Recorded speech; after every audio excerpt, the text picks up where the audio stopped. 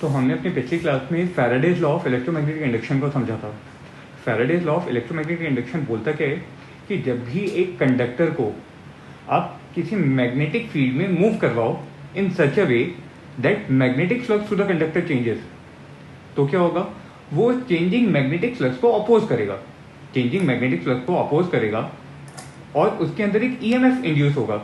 उसके अंदर क्या इंड्यूस होगा, ईएमएफ इंड्यूस होगा which will be directly proportional to the rate of change of magnetic flux through the conductor, which will be directly proportional to the rate of change of magnetic flux through the conductor itself. So वहां से हमने बोला कि जो आपका EMF जो induce होगा वो किसके बराबर होगा, d phi by D t, जहां पे हम फ्लक्स कौन सा लेंगे, मैग्नेटिक फ्लक्स, तो इसलिए हमने यहाँ पे क्या लिखा, phi B, where B denotes magnetic flux, and since the direction of the induced EMF is opposite to the change in the magnetic flux, so we have introduced a negative sign. हमने एक negative sign भी यहाँ पे introduce किया, ठीक है। Capital N क्या देता है आपको, total number of turns in the given conductor. अगर कंडक्टर आपका सर्कुलर शेप का है, कॉइल शेप का है, तो उसमें कुछ टर्न्स होंगे, so capital N will give you the total number of turn.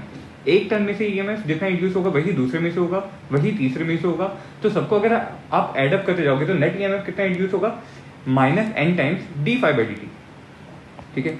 उसके बाद हमने कुछ अलग अलग एक्सपेरिमेंट देखे थे ये डेमोन्स्ट्रेट करने के लिए कि जब हम किसी कॉइल में से मैग्नेटिक फ्लक्स को चेंज करवाते हैं तो उस कॉइल में से क्या आता है, करंट इंड्यूस होता है।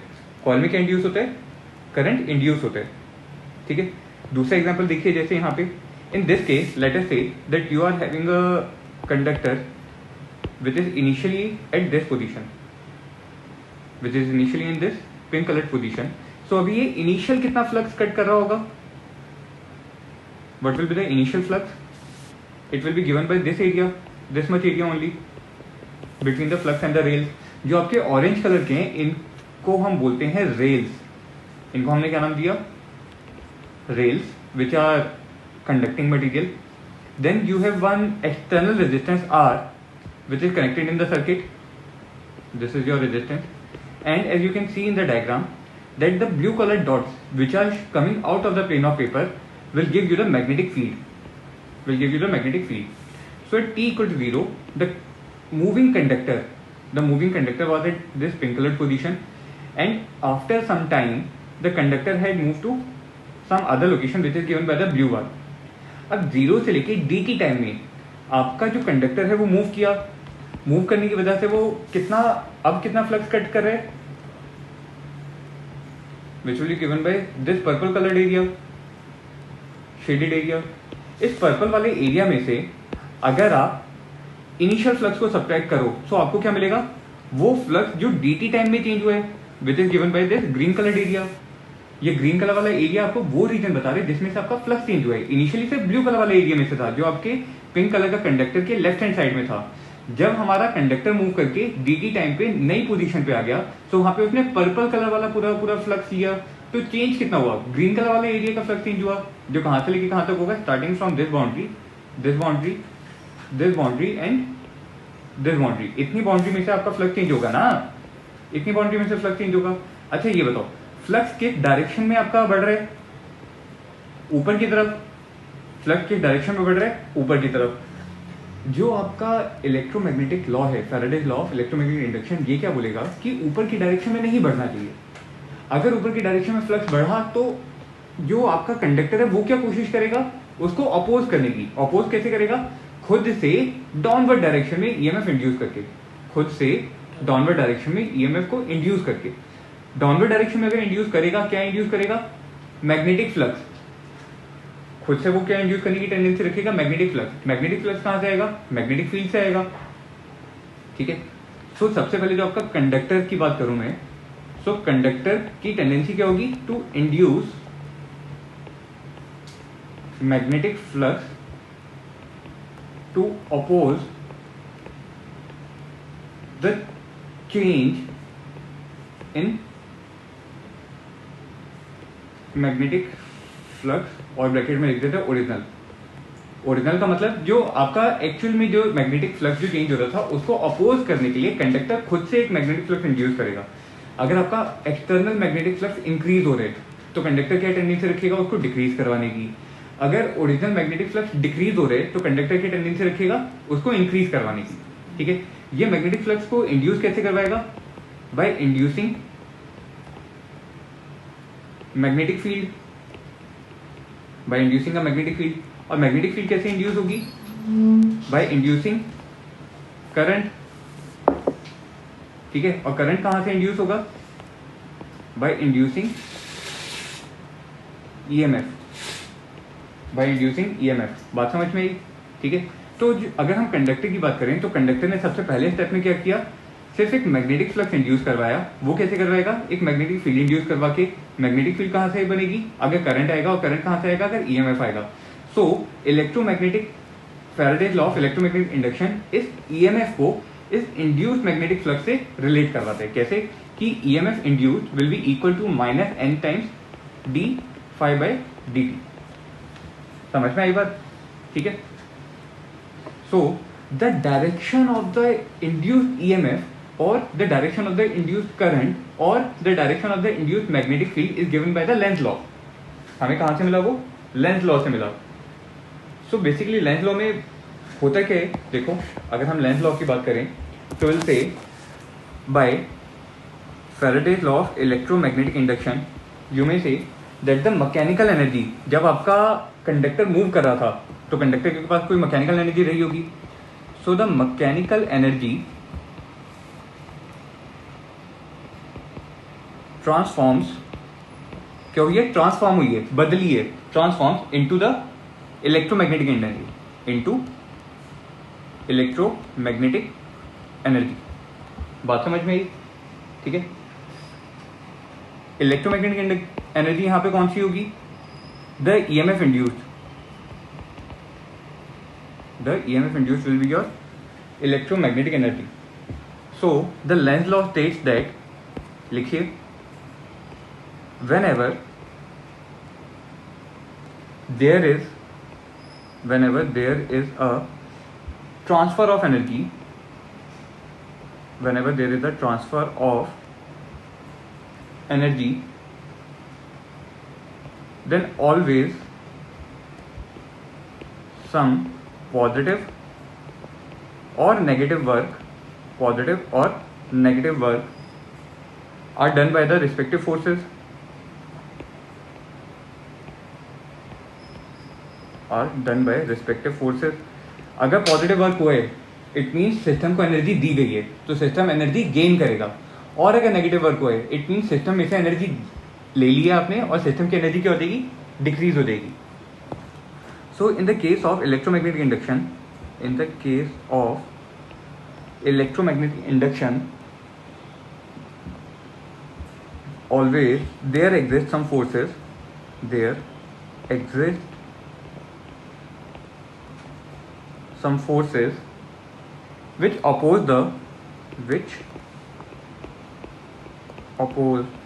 the cause of electromagnetic induction, cause of electromagnetic induction। और ये इलेक्ट्रोमैग्नेटिक इंडक्शन आया कहां से होगा? भाई सप्लाइंग एनर्जी फोर्सेस। तो जब भी आपका इलेक्ट्रोमैग्नेटिक इंडक्शन का फिनोमेना होगा वहां पे कंडक्टर मूव कर रहा होगा, कंडक्टर को मूव करवाने के लिए कोई ना कोई एनर्जी गई होगी। उस एनर्जी ने कंडक्टर को अगर मूव करवाया है, सो उस फोर्स ने कंडक्टर को कुछ एनर्जी सप्लाई की, तो कंडक्टर की एनर्जी क्या हो जाएगी? बढ़ जाएगी। कंडक्टर उस एनर्जी को ट्रांसफॉर्म करता है इलेक्ट्रोमैग्नेटिक एनर्जी में, जो कौन सी एनर्जी होती है? Induced EMF. So there is basically transfer of energy, कहीं अलग से जनरेट नहीं हुई है एनर्जी, एनर्जी ट्रांसफर हुई है। आपको कोई मैकेनिकल वर्क करना पड़ेगा अगर आपको किसी कंडक्टर को मूव करवाना है, हम वो निकालेंगे भी, ठीक है। So the statement of the Lenz law, you may write it as, in electromagnetic induction always an induced EMF, an EMF is induced, sorry, an EMF is induced in such a way that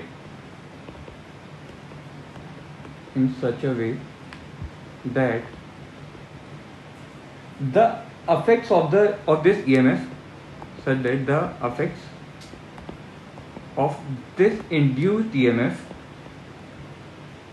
always opposes opposes the causes of electromagnetic forces. Causes of electromagnetic forces. EMI में हम क्या बोलेंगे कि जब भी आपका एक EMF जो है ना वो हमेशा इंड्यूस्ड होगा. Always an EMF is induced in such a way that the effect of this EMF always opposes the cause of the EMF. जिस वजह से आपका EMF इंड्यूस हो रहा है वो उसी को क्या करेगा, अपोज करेगा. समझ में आई? That is the causes of the changes in magnetic flux. जो आपका EMF को इंड्यूस चेंज करने वाले कॉजेज क्या थे, जो आपका फ्लक्स चेंज करवा रहे थे. ठीक है, that is all those causes which changes the magnetic flux. Which changes the magnetic flux. देखो समझो कैसे. जैसे इनिशियली आप अगर यहाँ पे डायग्राम देखेंगे, so in the diagram A the switch is open and the coil is wound over a solenoid and there is a ring which is kept close to the solenoid. So when the switch is open there is no current which is flowing through the wires of the solenoid. So अभी कोई भी magnetic field नहीं होगा. Figure B में देखो, जैसे ही आपने अपने स्विच को क्या किया, क्लोज किया, स्विच को क्या किया, क्लोज किया, so some current will start flowing into the circuit. Current कैसे जाएगा, आगे से पीछे की तरफ. कैसे जाएगा सोलेनॉइड में, आगे से पीछे की तरफ. तो अगर हम अपने राइट हैंड के फिंगर्स को करंट की डायरेक्शन में कर्ल करेंगे सो हमें मैग्नेटिक फील्ड लाइंस मिलेंगी. सभी अपने राइट हैंड के फिंगर्स को करंट की डायरेक्शन में कर्ल करो तो आपको मैग्नेटिक फील्ड लाइंस की डायरेक्शन क्या मिल रही है, they are coming out of the left face and they are going into the right face and they will be forming some close loop like this. So initial case में figure A में जो हमारी ring है उसमें से कितना flux pass हो रहा है, जीरो. कितना फ्लक्स पास हो रहा है, जीरो. अगर हम फिगर बी में देखें सो अब रिंग में से फ्लक्स राइट साइड से लेफ्ट साइड में एंटर कर रहे हैं. तो फ्लक्स क्या हो गया, रिंग में से चेंज हो गया. तो रिंग जो है वो एक कंडक्टर मटेरियल की है, तो रिंग की टेंडेंसी क्या होगी कि वो चेंजिंग फ्लक्स को अपोज करे. वो चेंजिंग फ्लक्स को क्या करे, अपोज करे. कैसे अपोज करेगा, फ्लक्स किस डायरेक्शन में बढ़ा इस रिंग के लिए, फ्रॉम राइट टुवर्ड लेफ्ट. किस डायरेक्शन बढ़ा, फ्रॉम राइट टुवर्ड लेफ्ट. किस डायरेक्शन में बढ़ा, फ्रॉम राइट टू लेफ्ट. तो रिंग की टेंडेंसी क्या होगी कि वो खुद से एक फ्लक्स इंड्यूस करे जो किस डायरेक्शन में होगा, फ्रॉम लेफ्ट टू राइट.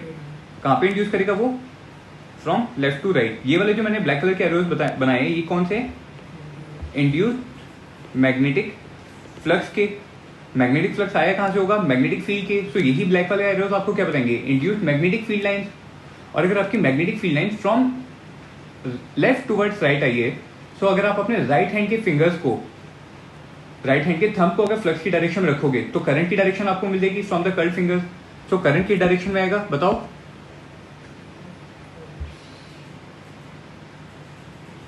सो इस वाले केस में जो करंट आएगा वो कहां पे आएगा, नीचे की तरफ. फिगर बी में देखो करंट कहां पे आएगा, नीचे की तरफ. कैसे, दोबारा देखो. जो आपकी ब्लैक कलर की लाइंस है फिगर बी में, ब्लैक कलर की लाइन जो है आपकी फिगर बी में, वो सारी क्या बता रही है, जो आपका फ्लक्स चेंज हो रहा है. जो आपका फ्लक्स चेंज हो रहा है वो आपको ब्लैक कलर वाली लाइन बता रही है. सो रिंग खुद से क्या करेगा, इस पिंक कलर वाली लाइन में ईएमएफ को, मैग्नेटिक फ्लक्स को इंड्यूस करवाएगा. पिंक कलर वाली डायरेक्शन में मैग्नेटिक फ्लक्स को इंड्यूस करवाएगा. या फिर आप बोलोगे पिंक कलर वाली डायरेक्शन में वो मैग्नेटिक फील्ड लाइंस को इंड्यूस करवाएगा. ठीक है, these are magnetic field which are induced within the ring. अब इंड्यूस मैग्नेटिक फील्ड की डायरेक्शन में अगर आप अपने राइट हैंड के फिंगर्स को रखोगे तो आपकी फिंगर्स कैसे कर्ल कर रही हैं, from inward toward the outward direction. So जो पर्पल कलर का एरो है वो आपको क्या बता रहे हैं, इंड्यूस्ड करंट की डायरेक्शन. क्या बता रहे हैं आपको, इंड्यूस्ड करंट की डायरेक्शन. अब फिगर सी में देखो, अब कुछ फ्लक्स पास हो रहा था फिगर बी में. जब आपने दोबारा अपने स्विच को ओपन कर दिया, स्विच को क्या कर दिया, ओपन कर दिया, तो अचानक से फ्लक्स क्या हो जाएगा रिंग में से, जीरो. पहले किस डायरेक्शन में था, पहले जो आपका फ्लक्स ऑफ किस डायरेक्शन में था, फ्रॉम राइट टुवर्ड लेफ्ट. जब आपने स्विच को ओपन किया सो राइट टुवर्ड लेफ्ट की डायरेक्शन में आपका फ्लक्स धीरे धीरे क्या होना शुरू हो गया, डिक्रीज होना शुरू हो गया. सो रिंग की टेंडेंसी क्या होगी कि वो उसको बढ़ाए.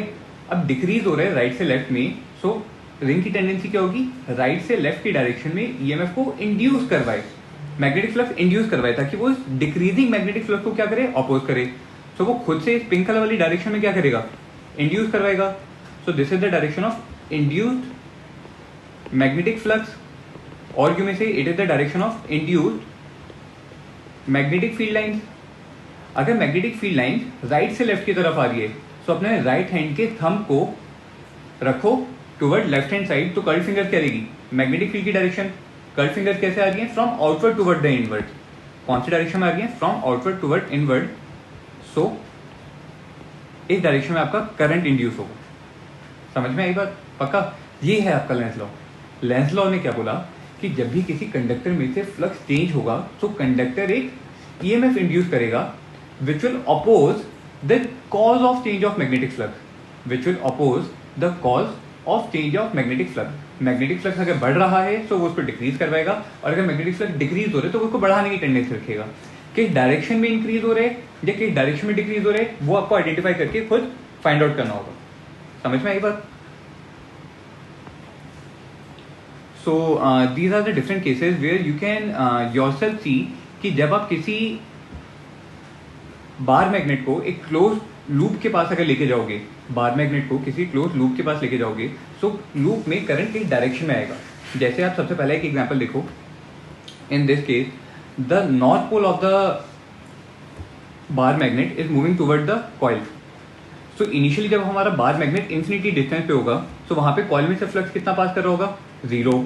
जब आप धीरे धीरे अपने बार मैग्नेट को लेके आए कॉइल के पास, तो कॉइल में से मैग्नेटिक फील्ड लाइंस पास करेंगी किस डायरेक्शन में, from right to left. Initially कितना था, 0. बढ़ कहां पे रहे, राइट से लेफ्ट में. सो कॉइल की टेंडेंसी क्या होगी, उसको अपोज करने की. कैसे अपोज करेगा, खुद लेफ्ट से राइट डायरेक्शन में इंड्यूस करवा के. सो पिंक कलर के एरो आपको क्या बता रहे हैं, induced magnetic flux. Induced magnetic flux की डायरेक्शन मतलब इंड्यूस्ड मैग्नेटिक फील्ड की डायरेक्शन. तो हमें मैग्नेटिक फील्ड पता चल गया जो कॉइल इंड्यूस करवाएगा. सो आप अपने राइट हैंड के फिंगर्स को टुवर्ड राइट हैंड के थंब को टुवर्ड राइट हैंड साइड रखोगे, तो कर्ल फिंगर क्या देगी आपको, करंट की डायरेक्शन. सो आपके राइट हैंड की फिंगर्स कैसे आ रही है, अंदर से बाहर की तरफ. कैसे आ रही है, अंदर से बाहर की तरफ. सो करंट की डायरेक्शन क्या होगी, लाइक दिस.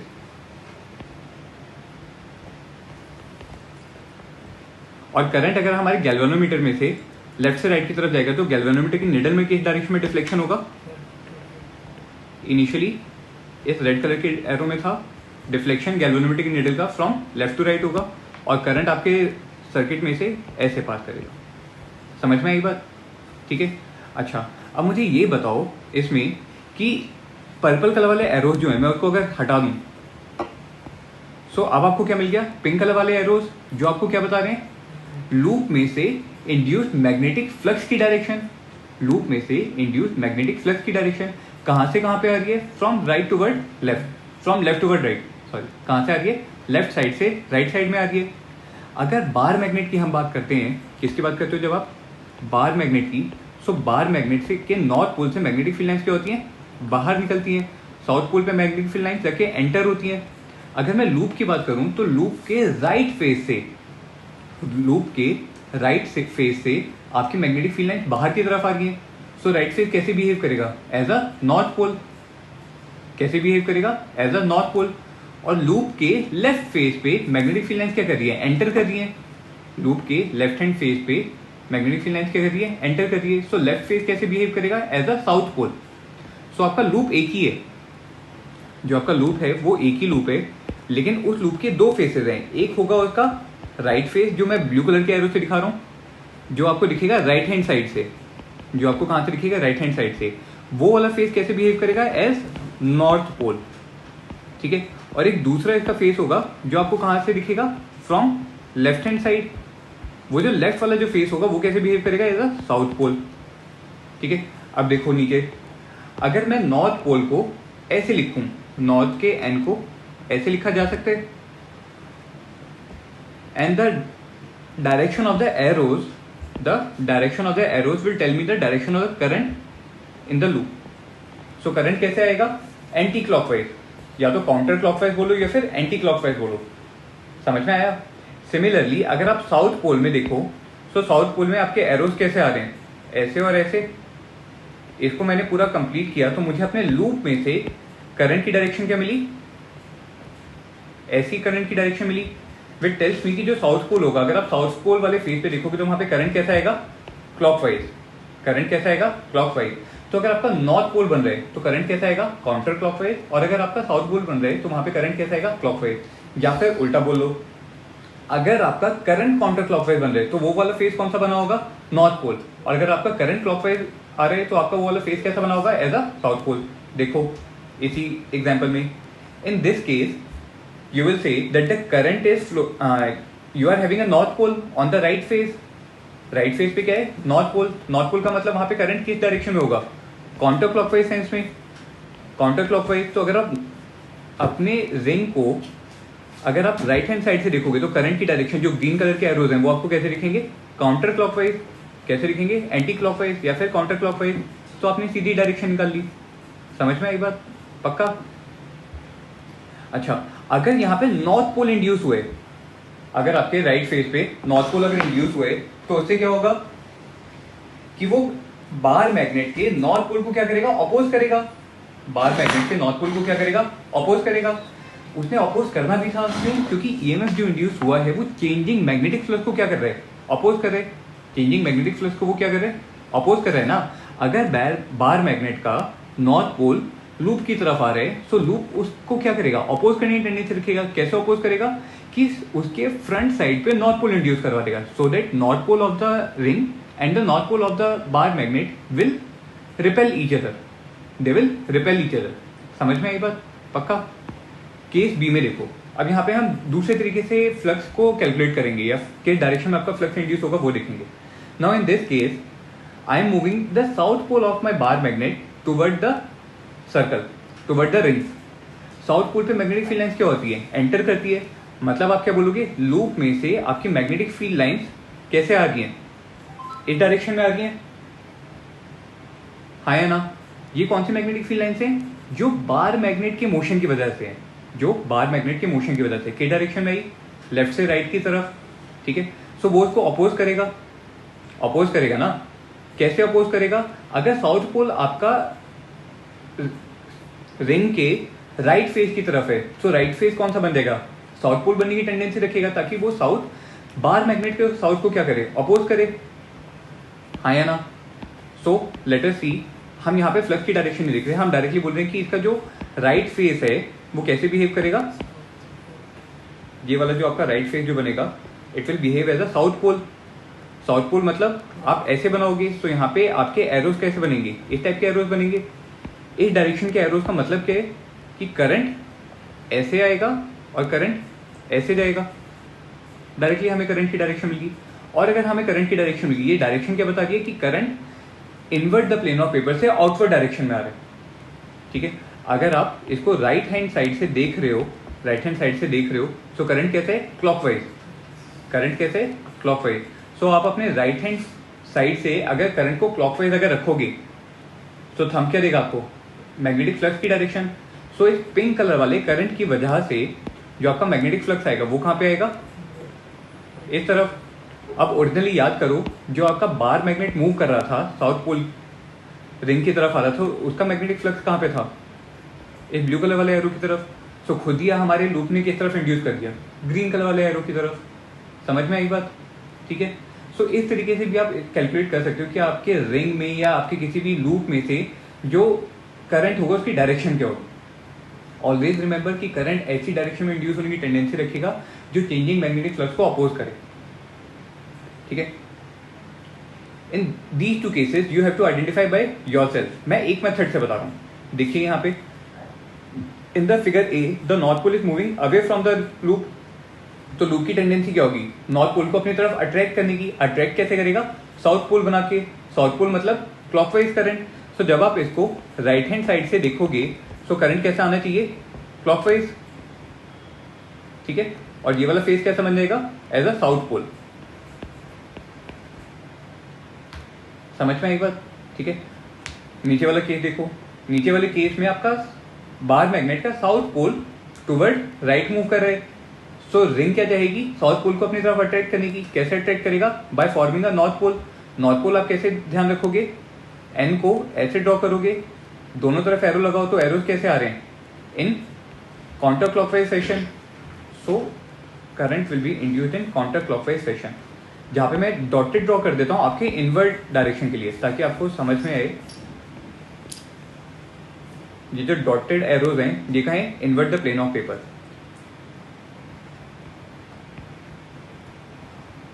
डॉटेड एरो कहाँ है, invert the plane of paper, और जो सॉलिड लाइन है वो कहाँ पर है, outward the plane of paper. समझ में आई बात, ठीक है। So in these two cases you have to identify by yourself कि जब एक कॉइल में से हमने स्विच को क्लोज करने पे जो करंट जो आया, उस करंट के आने की वजह से सेकेंडरी कॉइल में, कॉइल 2 में किस डायरेक्शन में फ्लक्स चेंज हुआ। तो कॉइल 2 में किस डायरेक्शन में फ्लक्स इंड्यूस होगा, और इंड्यूस्ड फ्लक्स की वजह से डायरेक्शन ऑफ करंट क्या आएगी, ये सब आपने खुद फाइंड आउट करना है in this figure as well as in this figure. बात समझ में आई, ठीक है। And you very well now know this that the direction of the induced current in a coil due to the change in the electromagnetic induction, ये आप easily find out कर सकते हैं।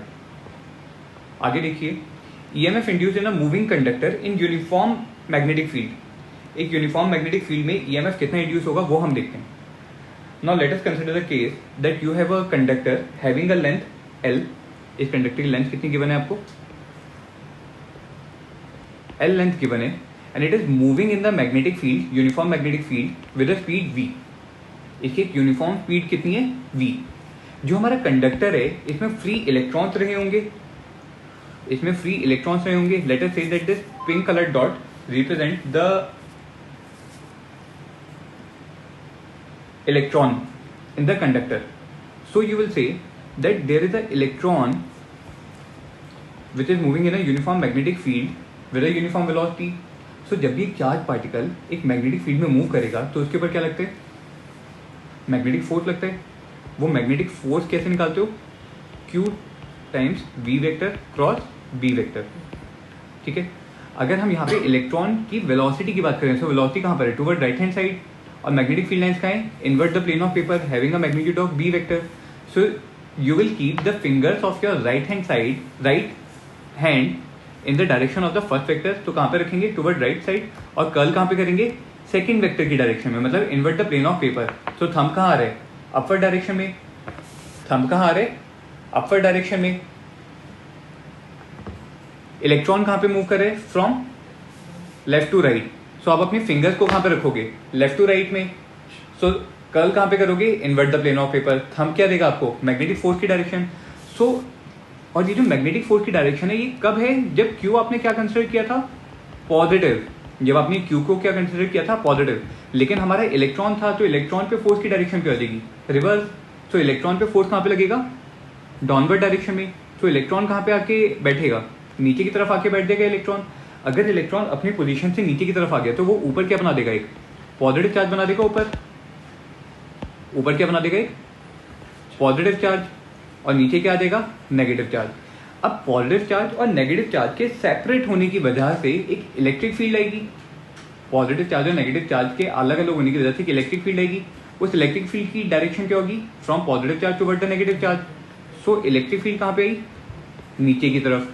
ये इलेक्ट्रिक फील्ड कंडक्टर के electrons पे एक force exert करेगी, ठीक है। वो फोर्स कौन सा होगा, इलेक्ट्रोस्टैटिक फोर्स, और डायरेक्शन क्या होगी, Q dot E vector. Electric field कहाँ से है, from top to downward direction. So electric force भी कहाँ पे लगेगा, ऊपर से नीचे की तरफ। लेकिन इलेक्ट्रॉन था, उस पर चार्ज क्या है, नेगेटिव, तो उस पर फोर्स की डायरेक्शन क्या हो जाएगी, ऑपोजिट। मतलब उसी इलेक्ट्रॉन पर इलेक्ट्रिक फील्ड की वजह से क्या होगा, इलेक्ट्रोस्टैटिक फोर्स अपवर्ड डायरेक्शन लगेगा। इलेक्ट्रोस्टैटिक फोर्स कहाँ पे लगेगा, अपवर्ड डायरेक्शन में। अब मुझे ये बताएं कि जो आपका इलेक्ट्रॉन है उस पर लगने वाला मैग्नेटिक फोर्स हमेशा कांस्टेंट होगा, क्यों कांस्टेंट होगा बताओ। SB vector in magnitude will be constant because velocity of the conductor is constant. जो कंडक्टर है वो एक यूनिफॉर्म वेलोसिटी v से मूव कर रहा था, सो वेलोसिटी क्या थी उसकी, यूनिफॉर्म। मैग्नेटिक फील्ड BB क्या है आपकी, uniform. And the charge on the electron E is also constant.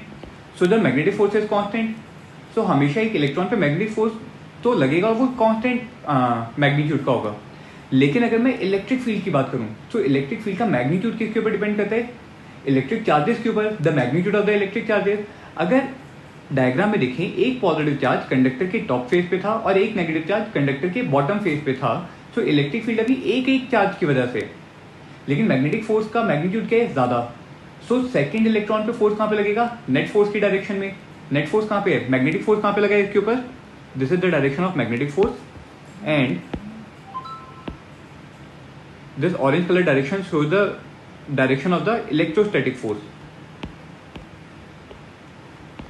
और जो ग्रीन कलर वाला हमारा एरो है डायग्राम में, वो मुझे क्या बता रहे हैं, मैग्नेटिक फोर्स की डायरेक्शन। ठीक है, अब यहाँ पे ये बताओ मैग्नेटिक फोर्स कहाँ पे लग रहा है, डाउनवर्ड डायरेक्शन में। इलेक्ट्रोस्टैटिक फोर्स कहाँ लग रहा है, ऊपर की तरफ। अभी इलेक्ट्रिक फोर्स सिर्फ एक पॉजिटिव और एक नेगेटिव चार्ज की वजह से, जिसका मैग्नीट्यूड इनिशियली कम होगा as compare to the magnetic force. तो दूसरा इलेक्ट्रॉन भी कहाँ पे मूव करने की टेंडेंसी रखेगा, नेट फोर्स की डायरेक्शन में। तो दूसरा इलेक्ट्रॉन भी कहाँ पे आएगा, नीचे की तरफ। जैसे ही दूसरा इलेक्ट्रॉन नीचे की तरफ आया, नीचे एक नेगेटिव चार्ज आ जाएगा और ऊपर एक पॉजिटिव चार्ज आ जाएगा। अब दो चार्जेस की वजह से इलेक्ट्रिक फील्ड का मैग्नीट्यूड थोड़ा सा बढ़ गया। फिर तीसरा इलेक्ट्रॉन है, वो भी मूव करेगा, नीचे की तरफ आएगा, नीचे एक नेगेटिव चार्ज आ जाएगा, ऊपर एक पॉजिटिव चार्ज आ जाएगा। अब इलेक्ट्रिक फील्ड का मैग्नीट्यूड तीन चार्जेस की वजह से धीरे धीरे ये बढ़ेगा। और कब तक बढ़ेगा, जब तक इलेक्ट्रॉन के ऊपर लगने वाला नेट फोर्स जीरो ना हो जाए। जब तक इलेक्ट्रॉन के ऊपर लगने वाला नेट फोर्स जीरो ना हो जाए। जीरो कब होगा, when the force exerted by the electric field is equal to the force exerted by the magnetic field. So you will say, क्या बोलेंगे आप, that in steady state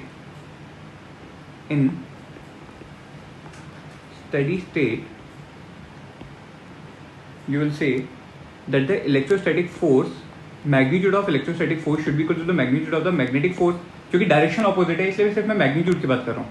electrostatic force कितना लग रहा है हमारे इलेक्ट्रॉन्स के ऊपर, E into capital E, where capital E is the electric field. Magnetic force कितना लग रहा है, E V B, where B is the magnetic field, V is the velocity of the conductor and E is the charge on the electron। E से E cancel out होगा तो आपके पास electric field कितनी आएगी, velocity V into magnetic field B, velocity V into magnetic field B। अच्छा, अगर मैं अपने कंडक्टर के दोनों एंड्स को नाम दूं, P अपवर्ड फेस है और Q बॉटम वाला फेस है, यहाँ पे इलेक्ट्रिक फील्ड की वजह से इलेक्ट्रिक पोटेंशियल भी डेवलप होगा। पढ़ा था हमने इलेक्ट्रोस्टैटिक्स में क्या चीज, that dV is equal to minus E dot dr।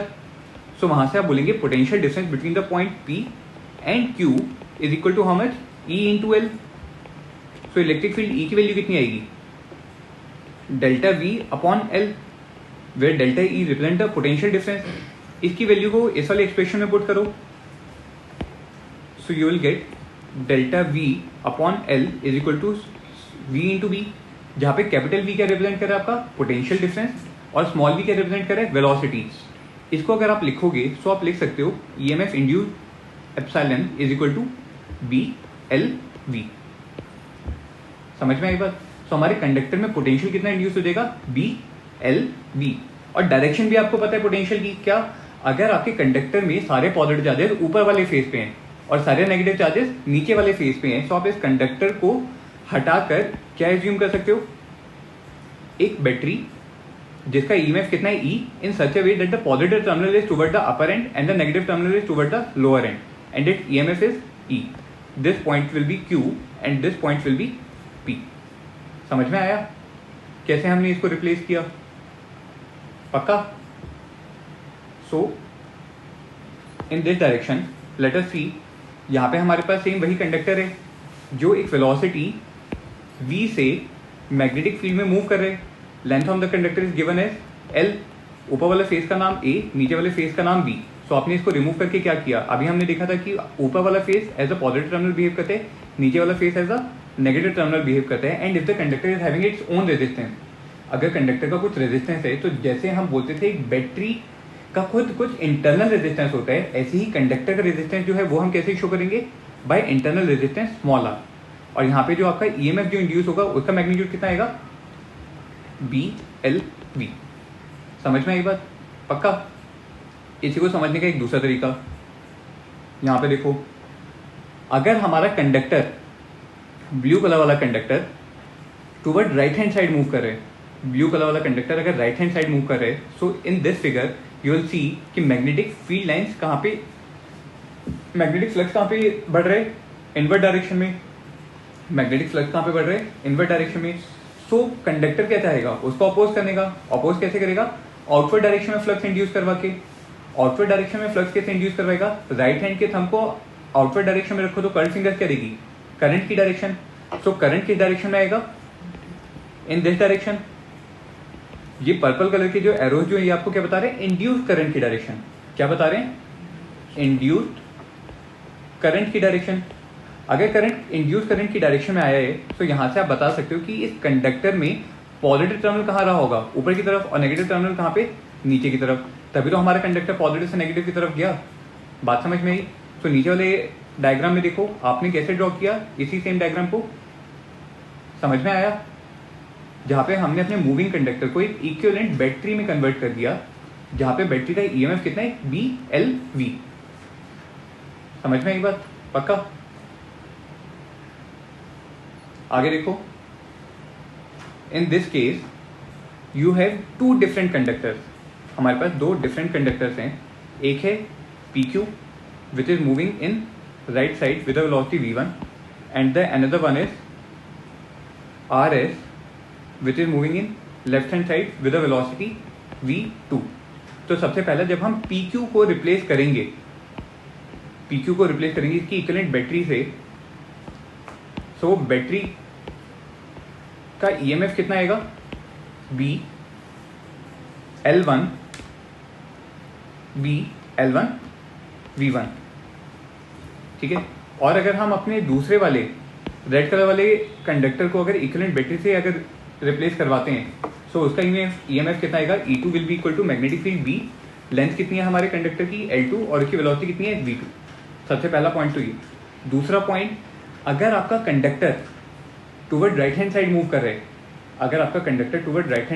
रहे हैं, सो आप डायरेक्टली क्या कर सकते हैं यहाँ पे, अगर आपको इंड्यूस्ड ईएमएफ की डायरेक्शन देखनी है, सो आप अपने राइट हैंड के फिंगर्स को वेलोसिटी डायरेक्शन में रखो। सो जो आपके राइट हैंड का पाम जो है वो वाली डायरेक्शन आपकी पॉजिटिव साइड होगी, और जो बैक साइड है वो साइड कौन सी होगी, नेगेटिव साइड। तो आपने अपने फिंगर्स को toward the direction of velocity रखा। सो जो पाम साइड जो है वो आपकी क्या आएगी, पॉजिटिव साइड, और जो दूसरी साइड है वो साइड कौन सी आएगी, नेगेटिव साइड। तो इसका नीचे वाले डायग्राम में इक्विवेलेंट सर्किट डायग्राम देखो, रेजिस्टेंस R1 और R2 तो हमने सेम ड्रॉ किए, लेकिन हमने क्या रिप्लेस किया, ऊपर वाली साइड पॉजिटिव टर्मिनल, नीचे वाली साइड नेगेटिव टर्मिनल, और गिवन था मेरे कंडक्टर का इंटरनल रेजिस्टेंस R1। सो हम यहाँ पे साथ में एक इंटरनल रेजिस्टेंस R1 ड्रॉ करेंगे। नीचे रेड कलर वाला कंडक्टर देखो, इसमें velocity V2 toward left hand side है। सो यहाँ पे बैटरी का पॉजिटिव टर्मिनल नीचे वाला बनेगा, नेगेटिव टर्मिनल ऊपर की साइड, और बैटरी का खुद का इंटरनल रेजिस्टेंस कितना आएगा, R2। समझ में आई बात, ठीक है। इस तरीके से आप अपने गिवन डायग्राम को एक इक्विवेलेंट इलेक्ट्रिकल सर्किट में कन्वर्ट करोगे, और इलेक्ट्रिकल सर्किट में कन्वर्ट करने के बाद वो आपसे किसी भी ब्रांच में करंट पूछे, पोटेंशियल डिफरेंस पूछे, पावर डिसिपेटेड पूछे, तो वो सब आप कैलकुलेट कर सकते हैं।